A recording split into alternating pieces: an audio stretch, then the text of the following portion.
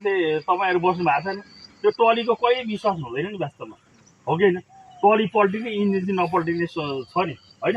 अब यो विश्वास हुन्छ त, अब पुरुषै पल्टिनु भयो भने दुर्घटना भयो है। त्यस कारणले गर्दा टलीमा एक नम्बरमा मान्छे कहिले पनि नबस्ने। र अर्को कुरा, चालक भइसकेपछि चालक कस्तो हुनुपर्छ भने स्वतन्त्र हुनुपर्छ एकदम। चाहिँ चालकलाई कुनै चाहिँ गाडी कुदाउँदा अप्ठ्यारो हुनु हुँदैन हो।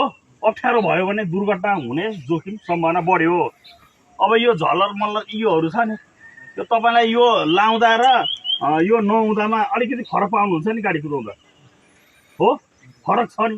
जस्तो यो केही छैन झलर मल्लर भने तपाईँ बेग्लै तरिकाले चाहिँ सबै कुरा देख्नुहुन्छ होइन। यसले अलिकति डिस्टर्ब हुन्छ हो।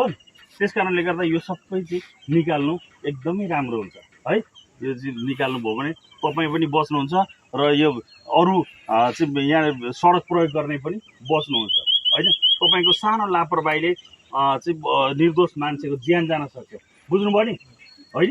त्यस कारणले गर्दा तपाईँ त्यो साउलाई भनेर हुन्छ कि यो सबै झलर मलरहरू निकालौँ भनेर साउलाई रिक्वेस्ट गर्नु है, बुझ्नुभयो नि? र अर्को कुरा, यो सामान बोक्दाखेरि नि यो टली यो डालाभन्दा माथि धेरै माथि चाहिँ नबोक्नु होइन।